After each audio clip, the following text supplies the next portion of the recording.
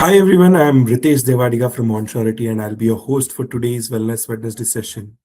Today's conversation is extremely relevant to how we show up at work every single day. We often focus on skills, performance, and results, but rarely do pause and understand what truly drives our actions and reactions. The reality is, nearly 70% of career derailments are not due to lack of skills, but because of emotional and interpersonal challenges. People don't leave companies, they leave managers. This is a common statement all of you might have heard. And more often than not, it's not strategy that fails, but communicational, emotional awareness, and relationships. So today we are here to explore a powerful shift from reacting impulsively to responding with intention. Welcome to Emotional Intelligence at Work, Responding, Not Reacting. A space to understand how self awareness, empathy, and emotional control can transform the way we work and collaborate. Today, we'll explore what emotional intelligence really means in the workplace, why reactions often take over before we even realize it. The four key pillars: self awareness, self regulation, empathy, and social skills. How to identify emotional triggers and patterns, and simple, practical ways to build a strong and more mindful responses at work.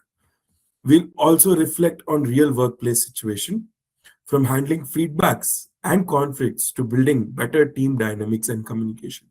This is an interactive session, guys, so please feel free to share your thoughts and questions in the chat. We'll take it up during the Q&A at the end. Now, without further delay, let's dive into today's session. Over to you, Miss Bhavani. Thank you, Ritesh. Warm welcome to everyone joining in. It's absolute pleasure to be here. Okay, and Ritesh did give an introduction about emotional intelligence at workplace, how to respond and not react. So please use the chat box for any questions and interactions also. If you have anything to share and contribute, you can use the chat box to post in your questions or your insights. That will be great. As this is going to be in a close to about 90 minutes session, I'll try my best to cover how one can use your emotional intelligence quotient to be more effective and setting the right intent, uh, and bringing your conscious awareness in your communication, in your responses with people around you and within you also. It's important that we do this right. A little bit of introduction about myself. So I'm Bhavani Arun. I'm a trainer and a coach. I'm an emotional intelligence coach. I have trained more than, I would say, 35,000 people in the last 9 years. A professional work experience spans to about 25 years overall. I believe in one philosophy in life. I do what I love, and what I do is I love.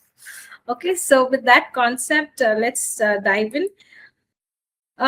Before we do that, just on the chat, maybe you all want to just tell me which city are you all from? Where are you all logged in from the cities and the states that you're a part of? So you could just put that in the chat box. Let me understand the kind of audience that we have today. Please go ahead. Surat, Gurgaon, Pune, Coimbatore, Chennai, Bangalore, Pune, Bangalore. Okay, a lot of Gurgaon, Delhi, Ahmedabad, Mumbai, Bangalore. I see a lot of people from Jammu. Okay, Rohit. Great. Delhi. Okay. Chennai, Hyderabad. Awesome. Nice. How many of you have heard emotional intelligence as like you've come across or aware about what is emotional intelligence? If you know, then you can just say type in I'm aware, right? So I and A. So I will say I'm aware. And if you're not aware of it, you can say no. So you can just put that I'm aware. Okay, Pooja. Salik says no. Twinkle says no. Okay. Some more people, no. Okay. No, I'm aware. Smriti says I'm aware. Good. No.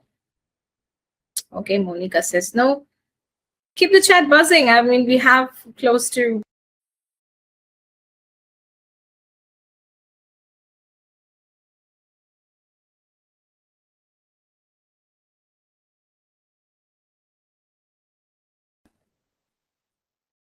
Emotional quotient. Okay, yes, that's one part of it.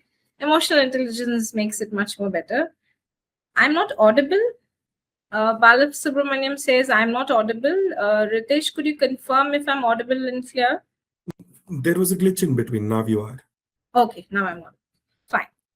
Thanks, Balab Subramaniam, for bringing that out. I'm sure my internet is good. Okay, great.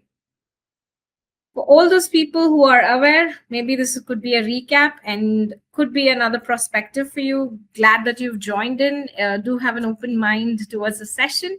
And for those who are not aware, it's a good opportunity for you to bring your attention and know about what is emotional intelligence and how it can help you shape you in your career and how can you be more responsive in your approach towards people rather than being more reactive. Okay, great. I'm going to share my screen. Let me know if you're able to see my screen.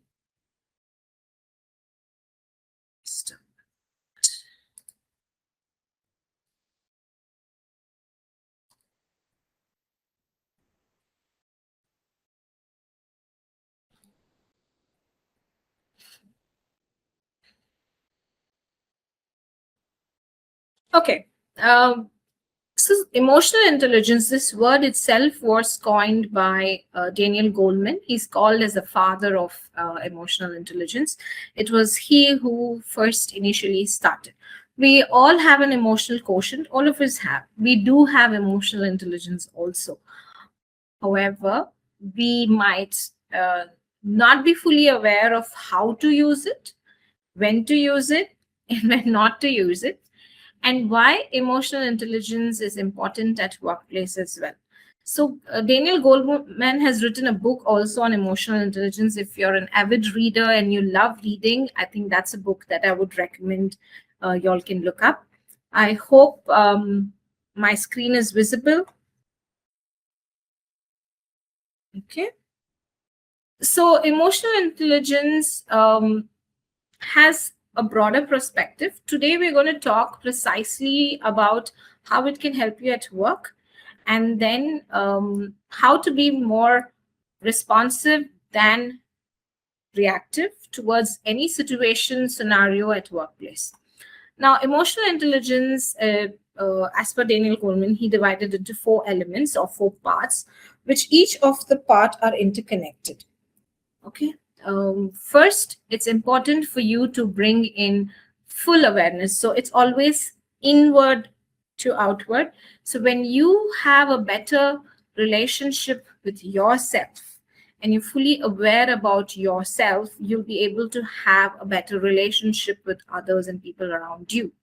So simple thing is, if I ask this question and I would like everybody to reply on the chat, that would be great. Are you fully aware about yourself in terms of, let's say, your emotions? Do you know the reasons why you get upset or what triggers you off or what can calm you down? What makes you truly happy? So these are some of the basic questions that each individual should be able to reply, right? So my first question is, do you know your trigger points? I'm going to stop sharing so that I could read the chat messages. Just give me a minute.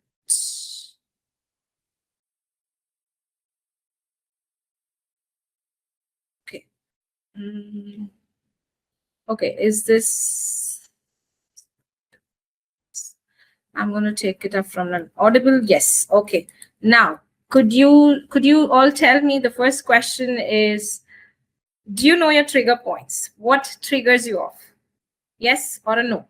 Y or N? No. Okay. No. Okay. Twinkle says yes. No. Smriti says yes. Archana, to some extent. Okay. Maybe some points you know and some not. Hema says no. Rupeshwar says 50-50. Okay. Nagaraju says yes. Okay. The next question is, if you know, for all those people who said yes, if you know what are your trigger points, do you know how to kind of manage them?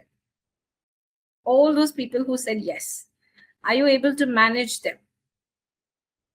Can you say yes or no? No, that is the problem, Bhumika. Okay, Nagraju says yes. I don't know who's HR, but then they say no. Not entirely. Smriti Mayank says no.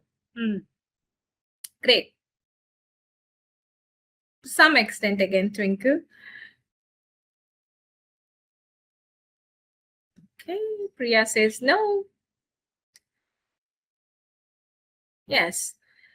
That, I think that's where the challenge lies, right? Like most of us have this problem with, we might know what can trigger us off, like how our trigger buttons just go bust and our anger bubble can burst at any time. But however, we don't know how to manage it and be at a much more resourceful state than an unresourceful state. I put it like that. Okay. So it's important for us to know how to manage and be aware. So the first part of emotional intelligence is bringing in the self-awareness. Okay. Aware of triggers, knowing coping mechanism, but difficult to act on them. See, Archana, coping mechanisms is not, I wouldn't say it's helpful, but to some larger extent, it does kind of make more damage. So I will get to that. Good, you brought that point. So let's now look at your self-awareness quotient. So if you have a notebook or if you have a digital pad that you can write in, these are some questions I really want everyone to reflect on. This session would give you an insight on how can you use these things better. These are some of the skills. Emotional intelligence is a skill that can be learned and it can be applied. Consistent usage makes you more aware of what's happening within you and around you. So please do make note of these questions, is for people to understand first, maybe, is what are your trigger points? How do you respond and react when these gets triggered? And how long does it take for you to calm down or being to normal? Or what makes you to be normal? Right? Like, for example, I had this problem for a longest time. I would stress eat. Okay. So if I'm angry, irritated, I would just go and binge eat. And I did not know this for a long time that I had it. It's a problem, right? I'm stressed about something. Something has caused me some kind of an irritation, anger. And I would just want to go eat food. And food here means junk. I would just binge eat. It took me a while to understand that. And that was becoming my coping mechanism. And I thought it was all okay because after I eat, my anger comes down, then I'll be okay and all that. But it was causing a lot of harm because I would binge eat. I would binge eat on junk food, food that is really not going to add any nutrients to me. So once I learned about all of this, I learned first to identify what are my triggers, what is causing me what, and naming my emotion. I'm irritated, I'm frustrated, I am upset, I am disgusted. I started to label my emotions, whatever I'm going through. So, self awareness is to first identify that you're going through something and what is triggering it. If my anger, why am I irritated? What led me to this irritation? So, you need to go back and look at all such questions. So, that is the first part of self awareness. To know what is leading to it, you need to also see how do I respond, react, behave. What are the things I do when some of the emotions are triggered? I would say these are non-supportive. It's like a non-resourceful or an unresourceful states for us. State is a choice, how I decide to be happy, that's a choice I'm making. I decide to be sad and I'm sad. That's a choice one can make. Like right now, some of us can be happy in a minute and then be sad.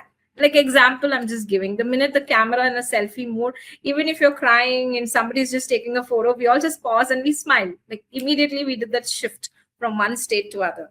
So that's what I'm meaning by state change, right? From one emotion moving into the other resourceful emotion, probably. So identify these parts.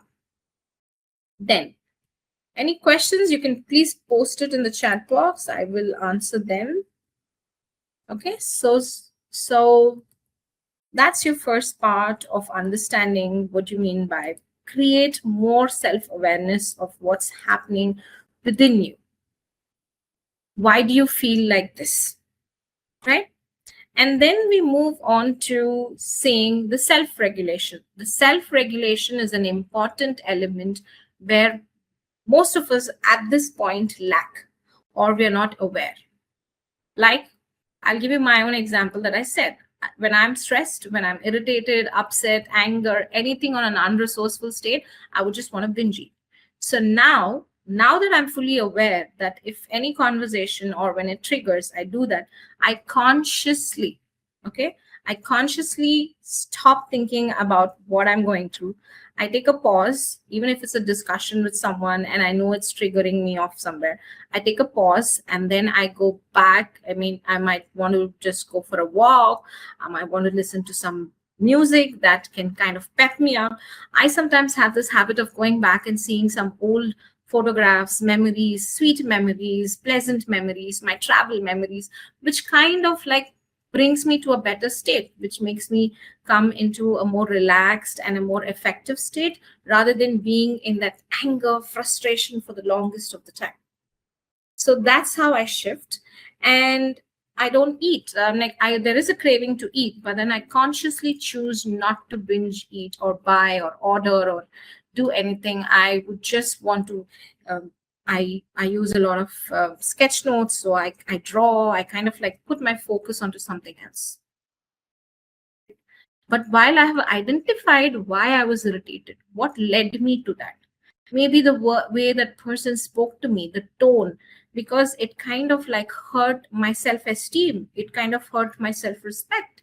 It kind of, the person, the way, the choice of words and language, the tone that they used kind of made me feel undervalued or, something like that. It can happen. Sometimes it does happen at work. So I've identified that already and I've labeled what I'm going through, but I'm choosing not to be in that state and move out of it for the time being. But I would want to come back and address it, right? So self-regulation is about managing that emotion that you go through, which could be in a unresourceful state, which is it's not helping you think right, it's not making you feel better, it's not helping you to make the right decisions. So then you don't want to be in that state, stuck over there holding on to it forever, but learning to let go and move and shift consciously your thoughts to something more productive, something more happier, something more excitement, or something that can bring a smile back and put you in a more relaxed and calm state, so that then you can sit down and clearly think, okay, what's the best way I could do to handle this? Should I talk to this person? Maybe I want to have this conversation with this person and say, hey, I'm okay with what you say, but sometimes it comes across in a very rude manner and I'm not appreciative of that. So you can have an open conversations like that. So that is why self-regulation is important, where you know how to manage what's going on. Now, the third part and the most important part, which I will talk a little bit more detailed, is empathy. First, the question is, how empathetic are you towards yourself? Yes, yoga also can work, some breath work can work. But what if the situation required response immediate after pause? Yes, Bhumika, you can always, I'm sure there are some pressing issues that needs to be taken. So I will answer this question a little detailed during the Q&A if you're okay. Remind me at that time. I will answer this as a very important question. A lot of echo. Is it for everyone?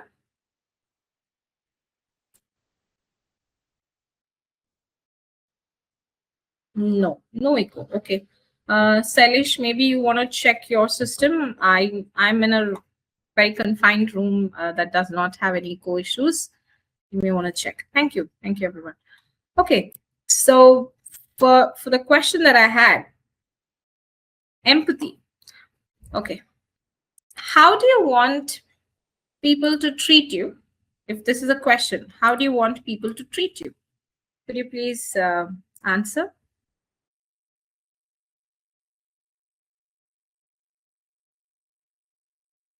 Respectfully. Okay, Bhumika says respectfully. With respect, the same way I treat them. Okay, Ravi, that's a very nice way to put it. The same way I treat them. If you are rude to somebody, they are also going to be rude to you. So be more specific and concise on how do you want people to treat you. With respect. Okay. Any more answers?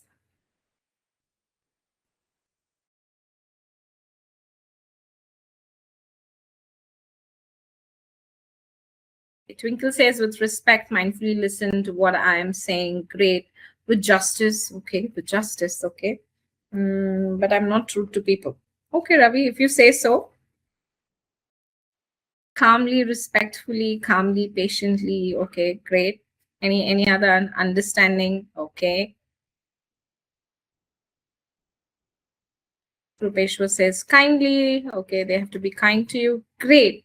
Now, this is how you're expecting people to treat you, right? Now, be honest and please be honest and right. How many of you are kind to yourself? You have like you kind of motivate yourself, you pep yourself, you talk really nice to yourself. Okay, Bhumika does. Okay. Honest and kind. Rarely. Smriti says really. Me, I always do. I try to. Okay. Salek says no. I do. Sometimes. Why Rohit? Sometimes. Why Salek? No. Why Monica? You try to. I do. Okay. Ritvik says I do. Good.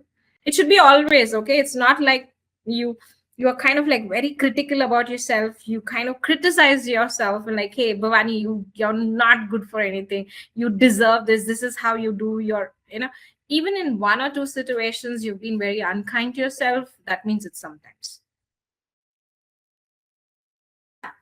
Mayank, yes, it is a question about your self-empathy. How are you towards yourself? How do you support yourself? No problem. Max trying. Nagraj, I do not understand that. Max trying. Okay.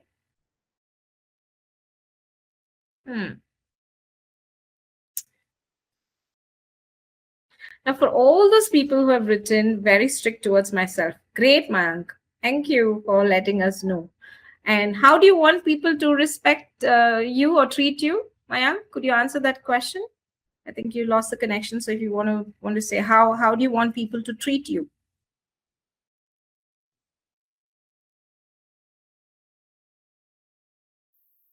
The way I treat them. How do you treat people? Now that's the next question I should answer. How do you treat them?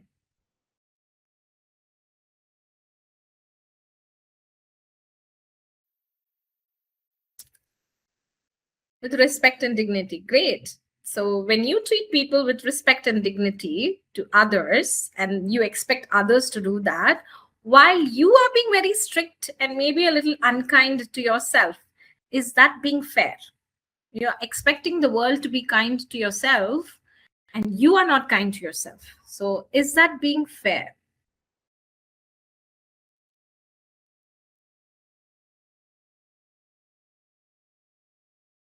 Answer my question, everyone.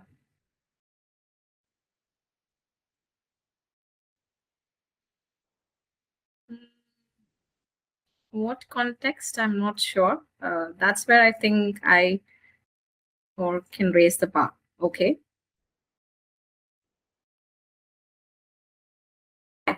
Making mistakes is absolutely okay as far as you don't repeat them. Okay, let me draw your attention to. Okay, the most important part in emotional intelligence is to be kind towards yourself. That does not mean you get more sloppy or you're going to be like, okay, it's okay to do this now. No, I'm not talking about that. If you're not kind to yourself and you don't understand, for example, let me say, you have given like good 10-15 days for a project, for a presentation, for a client presentation, and you definitely gave your 100% into that, and you've put in the best foot forward, and you've done everything that was possible in your capability, under your capacity. You've taken the right guidance, help, and everything was done from your side, and you definitely did the best that you can. Okay, there's no doubt about that. However, the client was not impressed with your presentation, and maybe that project did not land your way, and you faced a rejection. In that situation, how would you talk to yourself?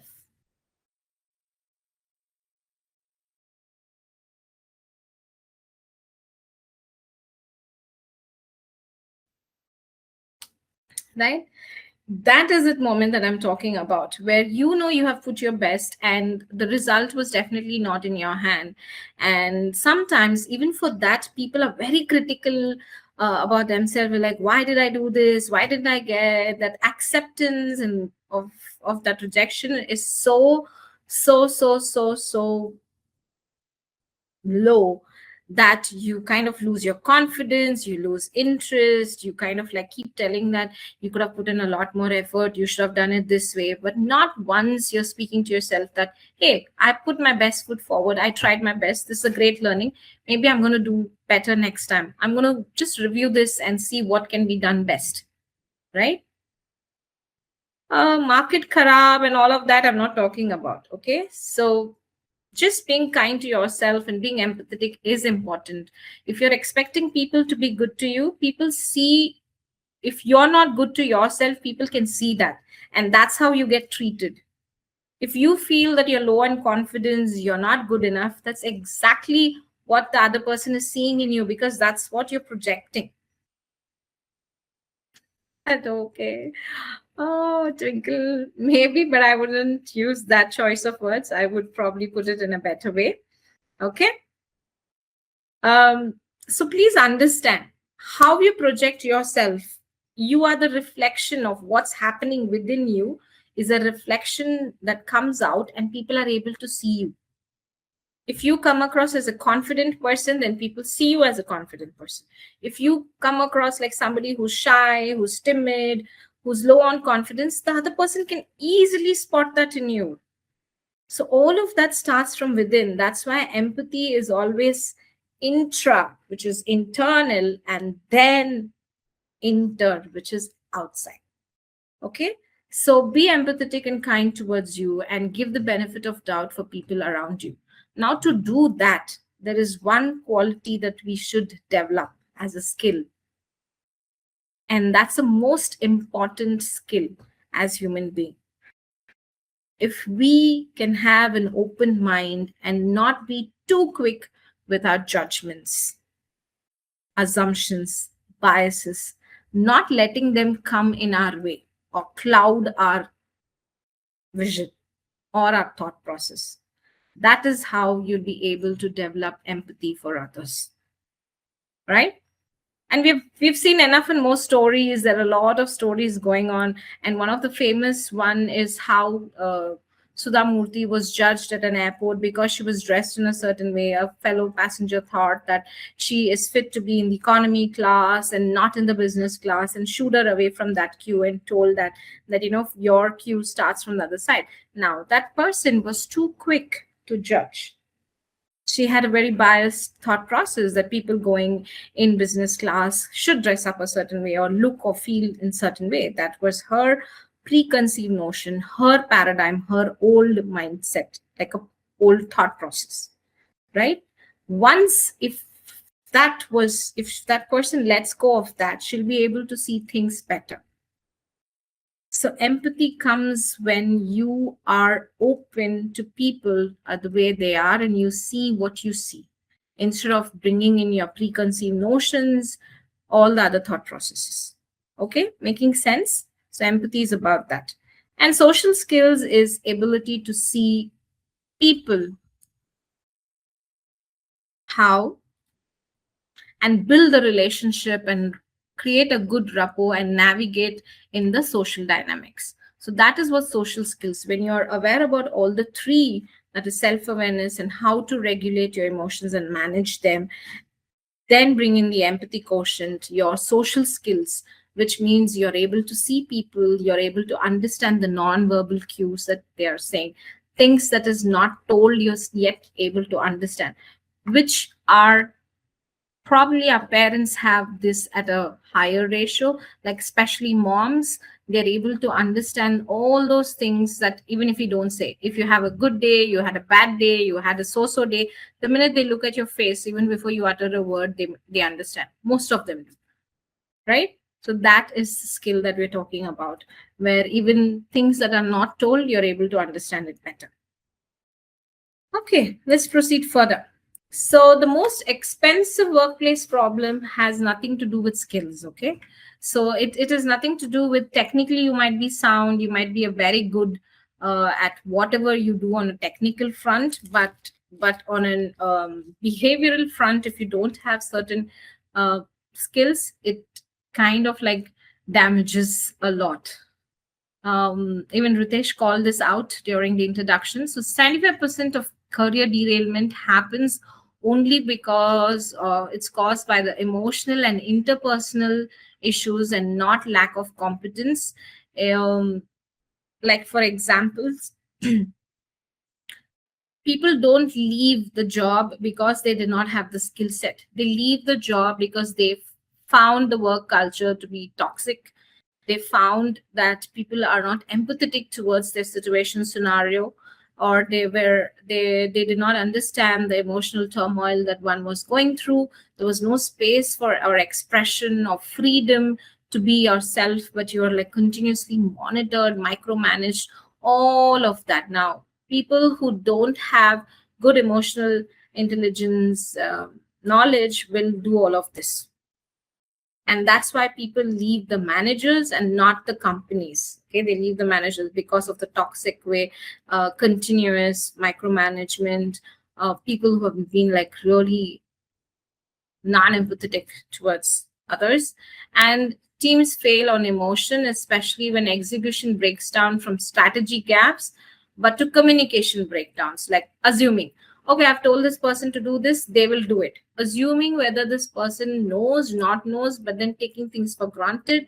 And there might be some hidden problem or some kind of an issue. They don't address the elephant in the room. All of this leads to the emotional turmoil, and people decide to like, okay, I don't want to be here. So the real question is, if you see in your workplace currently, are people reacting to work or they're responding to work? Now reacting is not a very good way, but responding could be a good way. Yeah. So I brought your awareness to the 4 pillars of Daniel Goleman's framework. So in 1995 is when he identified emotional intelligence as a stronger predictor of success than IQ. IQ is intelligence quotient. So it was proved that, intelligent quotient could be very high. Somebody who could be extremely like great, but if they lack EI, which is your emotional intelligence, then they don't make great leaders, they don't be great team players, then they can never add a lot of value to people around. They're going to be very transactional in their approach rather than those human connections. So people with better EI, emotional intelligence quotient, are far more successful in their career. They are more open to learning newer things, adapting to change, having conversations easily with people from any age group, background, diversity does not really matter. They're able to always connect with people with utmost intent and sincerity. So, and they make great leaders. So one of the best person for emotional intelligence as a leader, I would say, is the late Dr. APJ Abdul Kalam. There have been multiple stories about him that we have heard and the kind of work that he has done. And one such story that leaves us to understand the kind of leader he was. I'm not sure if you have heard the story, but I'll just quickly narrate that to you. One minute. So when Dr. APJ Abdul Kalam was the head for the project that they were doing at ISRO, one of his team members approached him one day and said that, I want to leave early today. I promised my daughter to take her to the close by fair. There was a fair that was happening. Like, fair means your mela type, right? And I have to take my daughter there.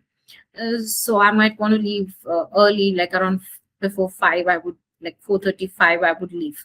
So for which Dr. Abdul Kalam said, okay, fine. And they were at a crucial project, and the work that they were doing needed a lot of focus, attention, and of course all these scientists are very dedicated to what they've been doing. So the person who asked lost track of time, and he got so engrossed in work that he completely forgot about the that he had to leave early to take his daughter to the fair. When he realized, it was already 7:30.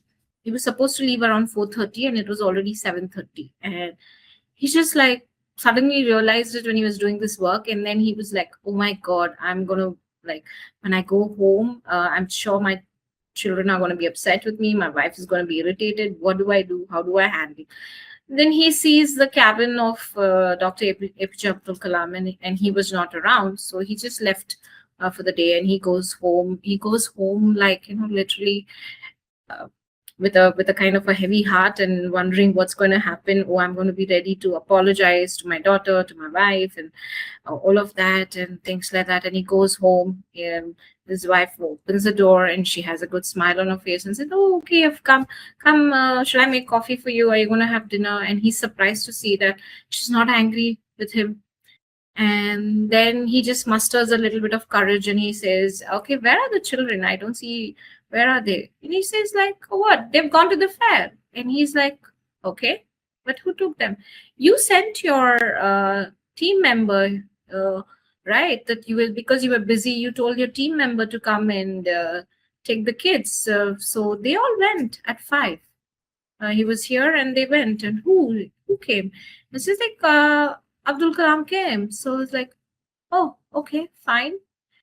And he did not know what to do to that. And by then, around 8, the children came back, and the children were happy. His daughter was extremely happy. She said that, yes, I would have loved to if you would have come, but I'm glad you remembered and you sent your friend to take because you were busy. So I understand. So that little kid told that, and this person who had a lot of tears in his eyes, and he looked at Abdul Kalam sir and said that, why did you take them? You should have at least, like, you should have told me. Or why did you take them? He said that, see, I came to remind you. I wanted to, I came, but I saw that you were so engrossed in that work, and I know how much that means to you also.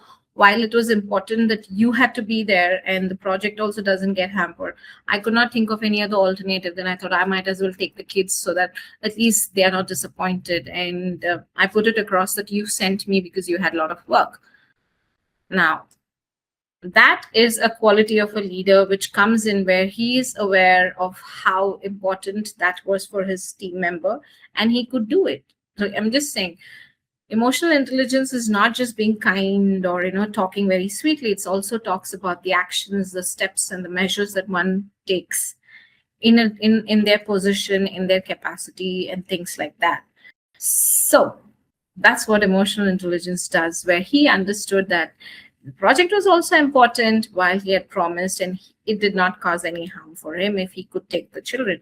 So he was able to. And as a leader, he was empathetic towards the situation of his colleague, understood that, and he built the trust and relationship. Okay. So we always have two minds, which will think, and the other one which feels. When you can bring the synergy between the thinking and the feeling, that's when great things happen. Okay. Any questions for me? Anything else? Let me just check if there is anything at all. No. Okay. Great. I hope I'm fine with my pace and tone. If there's anything, you can let me know. Yeah. So now we come to the next part of the self-awareness. So as I already mentioned, the signs of high self-awareness comes, you know which situations makes you defensive before they happen. You can name the emotions precisely, and you ask, why did I react that way after a difficult moment?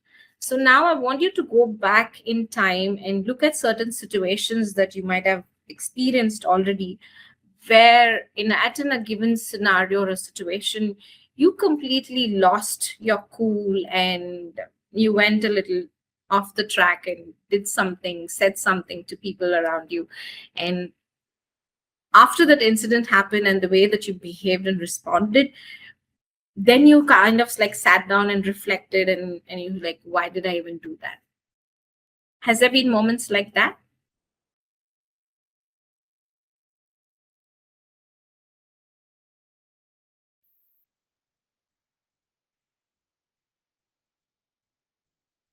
Yes. Did it make you feel happy about the situation? No. So I'm sure some of us would have had a regret of, why did I do that? I could have handled it better. Oh my God, what got done to me? Many a times, yes. So we don't want to have such moments in our life. We should know how to manage them better. So people with high self-awareness know what's going to happen. Like in a conversation, when maybe it's a discussion that's happening among team members, um, could be for some idea or a brainstorming session, or it can be anything. Maybe one person agrees on a point and one person says no, and the conversation kind of gets heated up and it's going in a different direction. If your self awareness quotient is really high, you'll be able to pause that conversation there itself and say, hey, listen, Bharat, I really don't want to, like, can we like just break here? Can we just pause? I know this conversation is important. We need to finish this or end the thing. I think it's not going in the direction that it is supposed to. Maybe we should take a pause right now and reflect back and come back after 15 minutes, 20 minutes, or maybe next day if it is not a crucial one that needs immediate action. Okay, if it can wait, then push it. So go back and reflect on the entire conversation on, okay, why, what was triggering for me. Now that I see a third eye perspective, like you see it from a different angle, I could have probably handled it in a better way. And then you come up with your insights and inputs. Okay. If it is something important, then you pause over there for a minute and ask the other person also to pause and say that, okay, let's take a step back and see how best can we address this. Maybe you can come up with multiple options of, okay, what worse can happen, what good can happen, why this is important, maybe something that you can work around. And let me also kind of rework on this. Let's just pause this for a minute or two. Step back, reflect, and then respond. Instead of being reactive, you're going to like kind of hold it up. Okay. So this is something that you can do depending on the conversation, depending on the other person. There are ways to handle difficult people. I did see some questions. What if that person is not in a space to hear? What if they are arrogant? What they have? See, now that is something that they are going through. Their self-awareness quotient may be zero, but you are fully aware. So you still have the choice. Instead of adding and contributing to it, you can very assertively say, let's not continue with this conversation right now because it's not going in the intended direction. I can give you an explanation and I'm willing to help you and make you understand, but I think we should take a break or pause. Let's circle back once we are in a better state. Okay, that's being a little assertive. So assertive communication also helps. Now, if you look at low self-esteem people, like, sorry, it's not self-esteem, self-awareness people have blind spots in their own preconceived, perceived way, and repeated conflicts without understanding your role in them, or a lot of things. And they're not able to label the emotions also. So here's a tip for you. Practice labeling the emotions. That at each day, name 3 emotions you felt and what triggered them. Every day, if you consciously make this as a habit, Like before I hit the bed, 1 hour before I sleep, I just go through my whole day and I just like see, okay, today I had this conversation with this person and da, da, da, da. There might be something that catches my attention. Like maybe I got irritated for something. We're human beings. It's quite natural to happen. It does. So, okay, how did I respond? Did I react or what did I do? I just reflect on it. Okay, why did this happen? So I kind of like reflect back. What caused me this? So I do make a note of it. So recognizing your own emotions and triggers and the patterns, what we do when those are triggered are important so that we kind of like, outgrow them and know how to manage them better. Fine. Second part is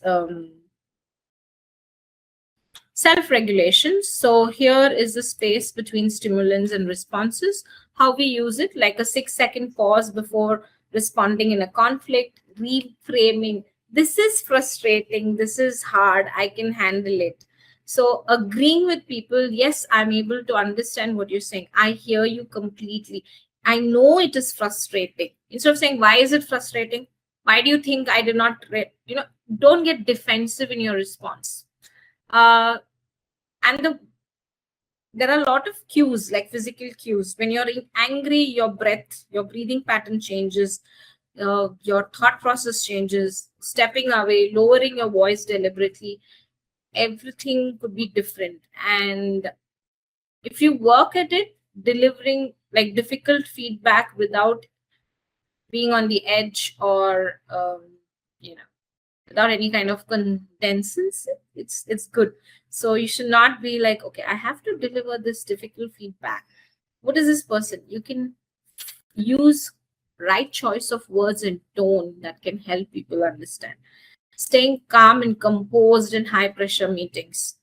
Disagreeing without damaging the relationship. That's an important thing.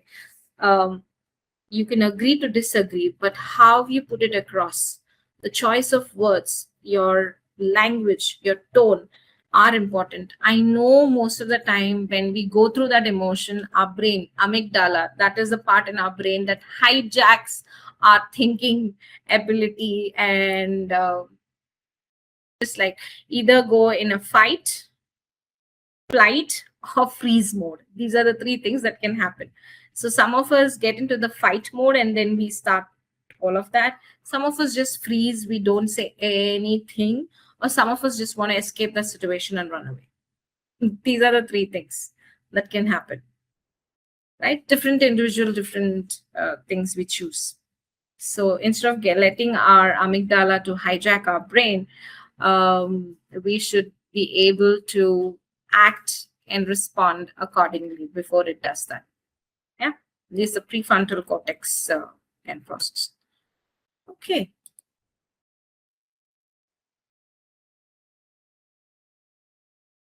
So the third pillar is empathy, understanding why they feel, not just the way they feel. So like I said in the beginning, there are different types of empathy. Okay. Now before I do the, okay, we'll go to it. So the three types of empathy is cognitive empathy, then emotional empathy, and empathy concern. So cognitive empathy here means you understand how someone is thinking and seeing their perspective. From their perspective, you're able to see their side of the story and correctly understand it. Emotional empathy is there's a resonance of what they're going through. You totally understand.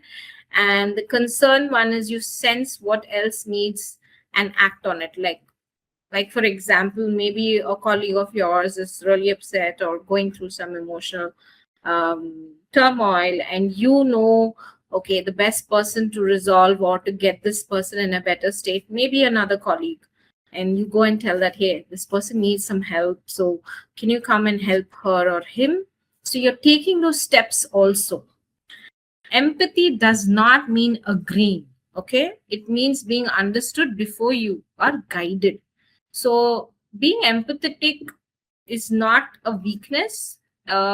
You should also know how to set your boundaries with people so that people don't take you for granted and you don't let people to take you for granted. Okay? People taking you for granted is one aspect.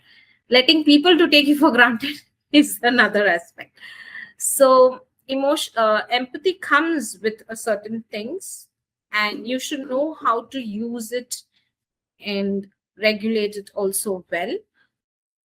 If people are misusing your kindness, then that is because you have not set the boundaries with them. It can be in any relationship, with a personal or professional. You should know how to set your boundaries, what's okay with you and what's not okay with you. So when that is clear, then you'll be able to use your empathy quotient well. Okay, so don't get confused.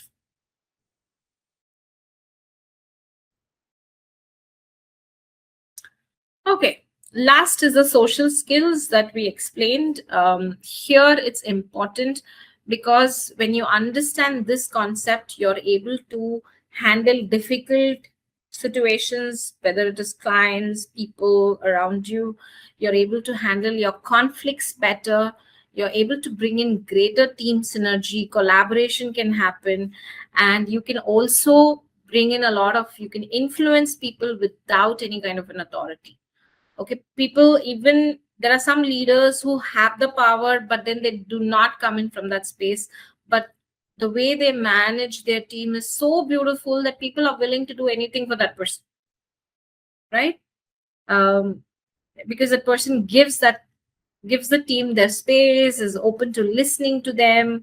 He or she is open to listening to them, kind of like puts in the ideas, thought process, gets the entire team to be aligned, absolute synergy among the members. The leader plays along with the strengths and the weaknesses of the team and gives them equal opportunities, and kind of like, appreciates, acknowledges the effort, gives the limelight to them. So all of that quality is possible only when your emotional intelligence quotient is really high and your social skills become great. I'll give you one example that happened with me when I was working. So I worked in the travel industry for the longest time, and one part of my travel, the work that I was doing was we would do a lot of multiple events in different cities. So like today in Bangalore, tomorrow Chennai, tomorrow day after, like it'll be a series of road shows that will happen in multiple cities.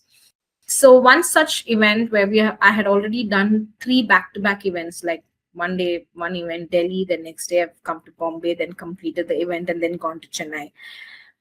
So I had done 3 events, and in Bangalore I was continuously being on the road, and we have to set up the whole banquet hall for the evening event that we're having with our clients.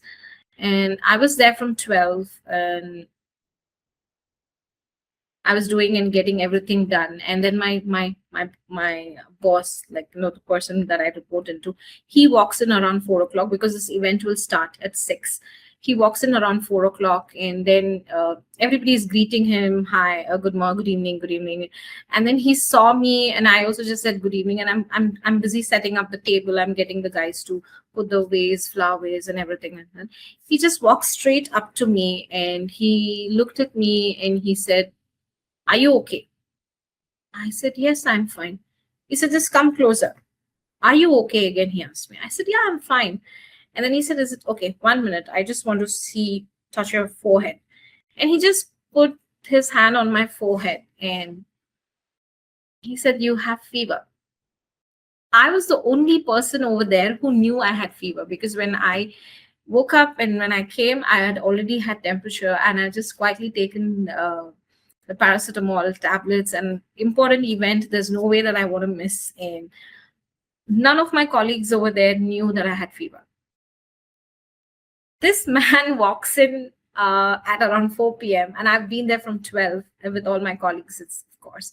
He walks in and I just wished him. That's all. I did not say anything. I was busy doing my work. And he walks in, comes straight towards me, and he says, "Are you okay?" And I'm still saying I'm okay. And he says, "No, I want to know if you're okay." And he could feel that. And I was astonished and surprised, like, how did he know that? He said that there are a lot of non-verbal cues. You looked okay, but I could sense you were not okay. and I was running 101 temperature, and I don't know how I had the courage to even stand over there, because that was an important event. And he said, nothing doing, you're going back, you're not coming, you're going to rest.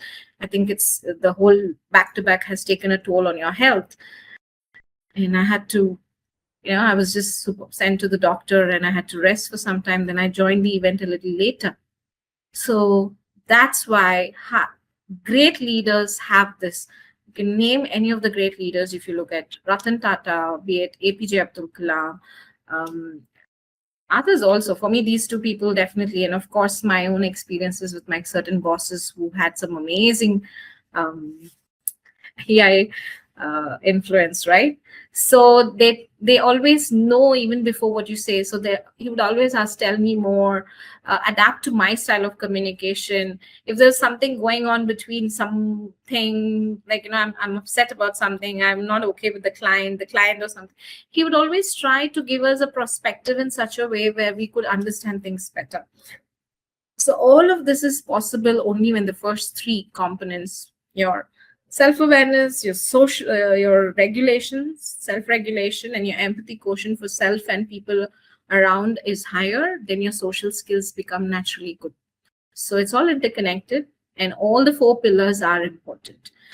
So even when we used to have conflicts with people, he would be able to kind of manage it so well that I never burned the bridges with people. Like, I never had a thing of, oh, I don't want to talk to this person, I'm not going to be in this team. We never had that, at least under his leadership. All of us, whatever disagreements, conflicts, we were able to sit and talk it out and resolve it and solve it then and there. Okay.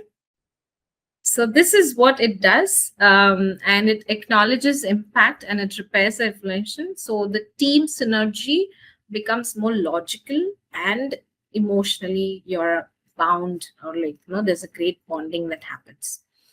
So react and you're driven by the past, respond and you're driven by intent. So intent is very important. So understand your trigger. How is your when that emotional hijack happens, pause, and then you set an intention how you're choosing to respond. Should I react or should I respond? So that's a question that you should always ask yourself. Maybe in certain situations, everything just happens like this in a fraction of a second. But with practice, over a period of time, when you start doing this, taking those pauses and then reflecting back and do the course correction, you are able to handle yourself better, handle your emotions well, you're able to name them, and then you know when to pause, when to continue, when to stop. All of that happens. But it does take practice. It does take a lot of conscious effort. So the conscious effort starts with you naming all the emotion that you go through. At least go through the entire day and see how you responded, reacted, why you reacted like that, what emotion or a feeling that you went through. Name it. Start naming them. Okay. So that will help you.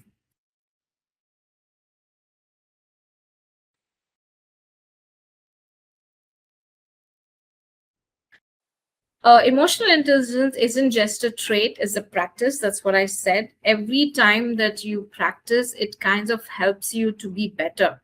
For individuals, like I've already mentioned, name the emotional state, start work on each day, 60 seconds, trigger mapping, identify top 3 workplace triggers and default reactions that you have. Maybe at workplace, this is constantly happening with you, then you put them. Write it down. Pause protocol, build a personal cue, deep breath, count till 6, write above before you speak. So going prepared also for your meetings is important.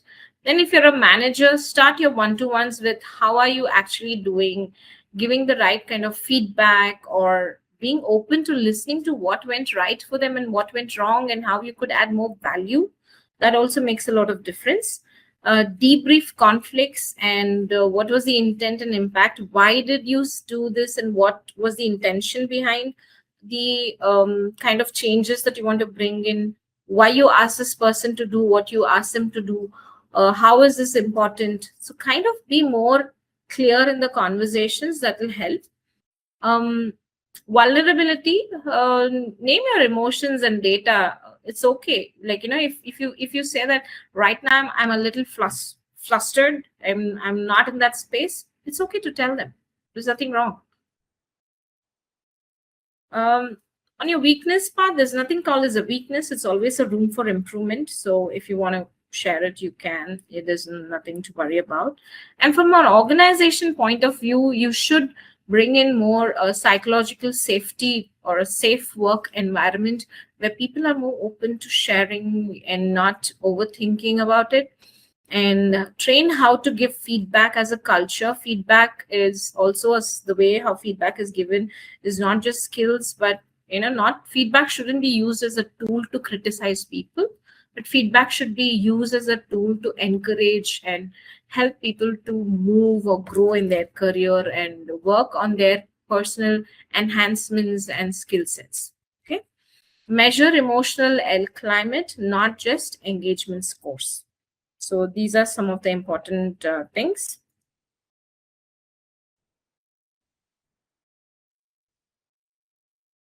Some of the most important powerful shift that you can see this week or going forward as a learning that you can take is, before your next difficult conversation, pause for 6 seconds and ask, am I reacting from the past or responding towards what I actually want?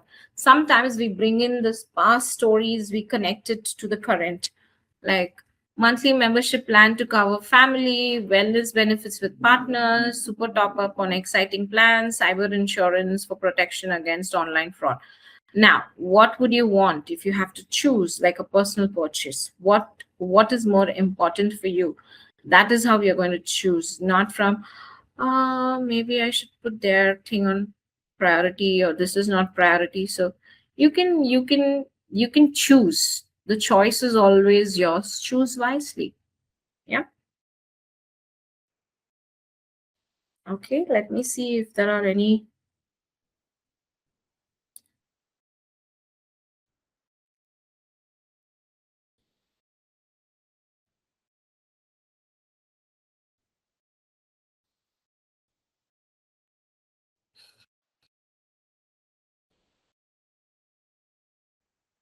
So I hope you all have gone through this. The slides were visible to all of you.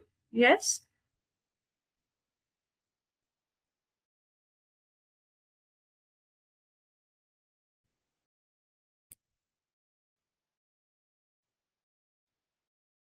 Okay, great. I'm going to stop sharing now and let's see if there are any questions, anything that I need to address.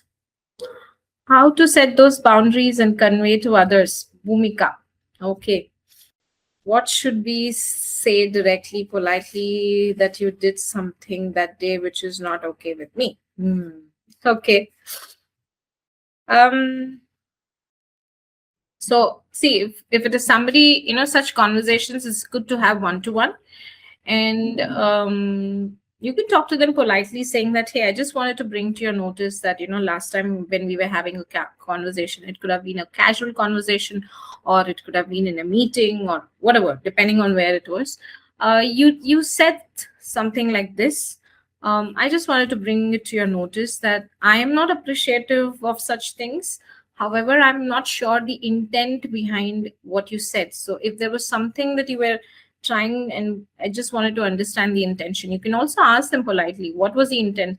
Sometimes some people would not want to explain themselves, or say they just like pass a comment or say something, and they might have something hidden in that, and maybe they didn't want it to explain it to them. So you could always ask, or maybe you can ask them also, like, what made you say that? Oh, was there anywhere that I made you feel like, what exactly? Why did you say that? I mean, I wanted to just understand, where is it coming from, like on what basis, so that I'll be able to clarify and understand, and maybe it's a room for improvement for myself. So you always take the onus on yourself. It should not sound like you're accusing this person, or you're kind of like questioning them with an authority. It should never come like that. Fine, Bhumika, I hope I've answered your question.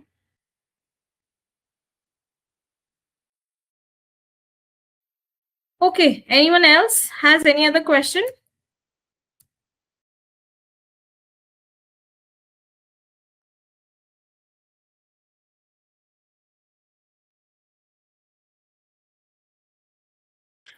How to set boundaries and convey to others is setting boundaries is like we don't have a list. Okay, this is okay with me, this is not okay. It does not go like that.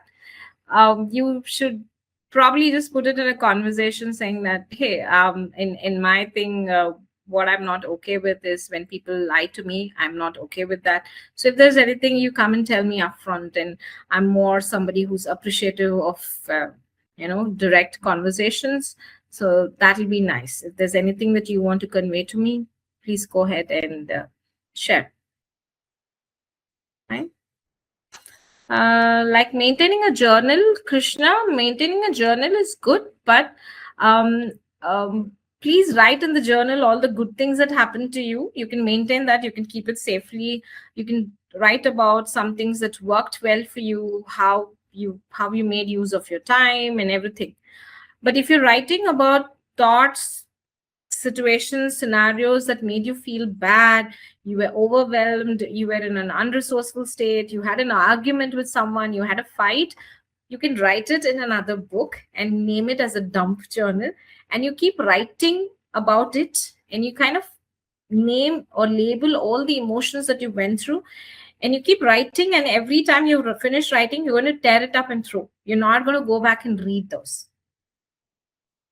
Okay, so until that feeling is gone away from you, like if you think about a particular situations, like maybe for example, if you go back in your life and see about certain particular situations, about a certain person, the way they spoke to you, the way they responded, you just close your eyes and you are like, it brings you back that state where you get irritated. You're like, oh god, why? If it's putting you in that state back, that means you've not let go of that, and that's not helping you. So you can write about it, how it made you feel, what was the emotion you went through, label all of it. And if given a choice, and if you had to speak or tell that person how this person made you feel, write about that also, that what would you respond and how would you react or think. Keep writing and tearing it every time until a point where when you think about that situation, that feeling that you went through should not come back. So that's called as a dump journal. That's how I do it. I have two journals. One journal which I just record all the good things, and emotions that I don't want to, I kind of like whatever bad or unresourceful states, I write it in the dump journal and I keep tearing them up. Yeah. I don't do it first thing in the morning. I wouldn't recommend it. I do it like about at least 1.5 hours before I go to bed.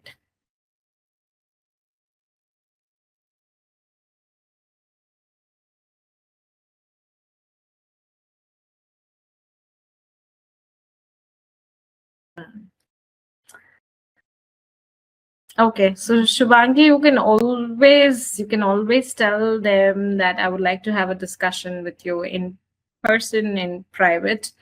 After that conversation has happened, they can do that. You can bring it to their notice. But if it's somebody who's doing it constantly, like that, then you have an option of talking to others in the office, which could be your HR or somebody like that, if it's really that bad. But before you do that, you sit down with the manager and you talk one to one. And again, don't go with a defensive mechanism, go with an open mind, saying that, yes, you told me that I was not good for this, or I did not do this. So can you please explain to me, what is it that you were expecting from me? What is your expectation that you have for me?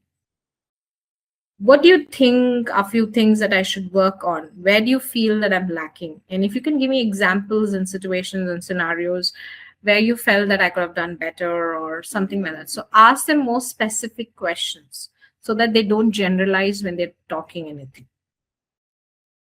Okay. And if you feel that whatever they've explained was good, valid enough, then take it as an open, like a pinch of salt, and work on it. Okay. That's important. You should also have an open mind to receive that feedback in a very nice way. Fine. I think with that, I'm coming to the end of the session. Okay, good.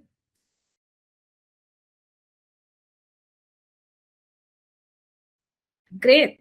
Oh, great, Krishna. Thank you. Are there any other questions?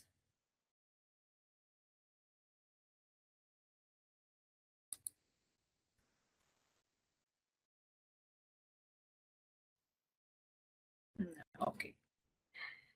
So just before I hand it over to Ritesh, just leaving y'all with this thought: anyone can become angry, that is easy, but the anger with the right person, to the right degree, at the right time, for the right purpose, and in the right way, that is not easy. So it's quoted by Aristotle, and it is cited in Daniel Goleman's Emotional Intelligence. If you're able to understand this, then a lot can change for you. Okay, I would now hand over to Ritesh. Over to you.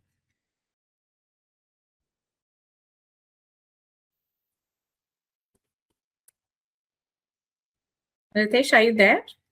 Yes, yes.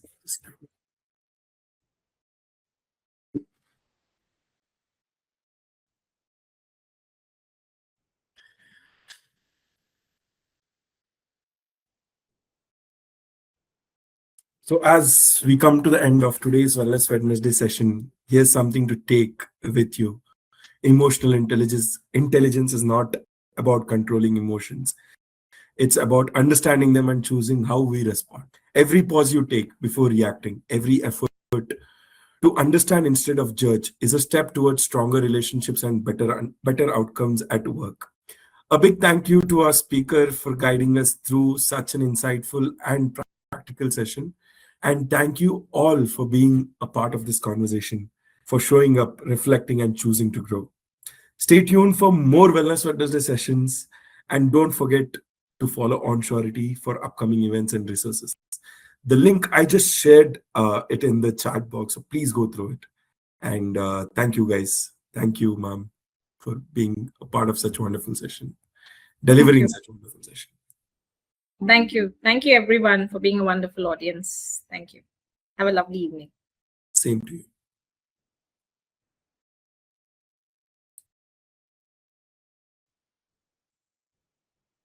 There are still a few questions, though.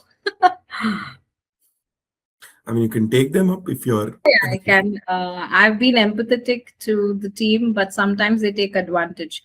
Uh, Smriti, as I mentioned to you, you should know how to use it. Okay, with different people, different approaches needed as a leader. Uh, Always saying yes yes is also not good.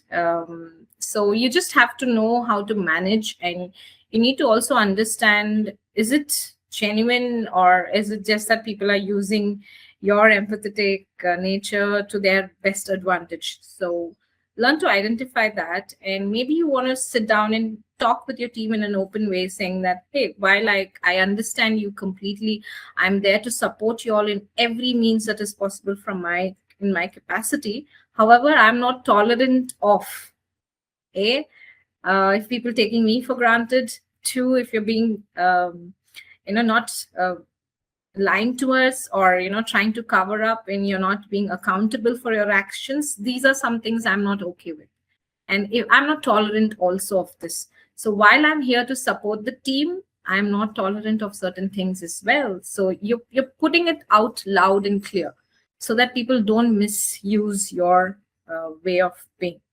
Okay, so that's very important as a leader. And I think my largest team size was 286 members. So it was very important for me also to put that out loud, and people would know that, okay, if we are wrong, Bhavani is for the first one who's going to, give it to us. And she's going to be there to back us and support us when we have done the right things. So that trust you need to create as a leader for yourself.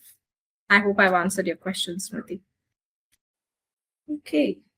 Don't know what trigger reactions are. Shailesh, you need to really sit down and go back to all those situations that you experienced. How did you respond? What did you do? Did you snap at people? Did you shout at people? Or you just went into a shell and did not speak, and you kind of like, scummed under the pressure? What did you do?